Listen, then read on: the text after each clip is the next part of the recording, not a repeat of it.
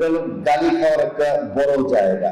সুনামের সংখ্যাটা একটু কম হয়। যারা একটু সচেতন না হয় তাহলে কি এটাকে সাকসেসফুলি হওয়াটা আমাদের জন্য অত্যন্ত কষ্টের একটা বিষয়। কিছু করা সম্ভব হয় না।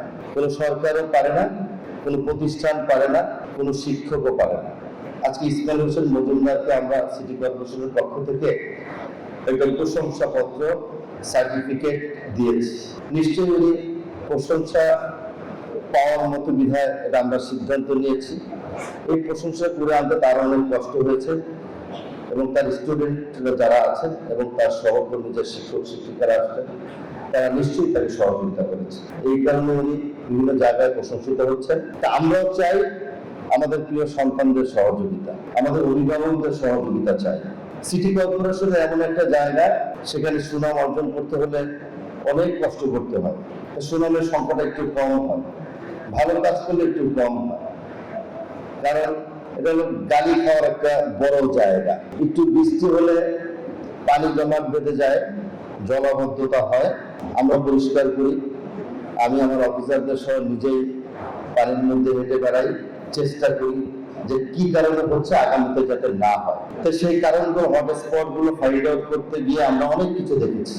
এই যে সামনে বসে আমাদের বর্জ্য ব্যবস্থাপনা প্রধান আছেন হুমায়ুন সাহেব, আপনাদের নৌবাহিনীর CWMO অত্যন্ত সুনামধন্য অফিসার, আমাদের আঞ্চলিক নির্বাহী কর্মকর্তা আছেন, কতদিন আগে প্রমোশন হয়েছে, উনি জয়েন্ট সেক্রেটারি হয়েছেন, জুলকায়ের নাইন, তারপরে অতিরিক্ত বর্জ্য ব্যবস্থাপক আছেন, এবং আমার আপনাদের স্কুল কলেজের স্টুডেন্ট আলামিন প্লাবন, এই স্কুলের ছাত্র, তিনি আমার APS ঢাকা উত্তর সিটি কর্পোরেশন।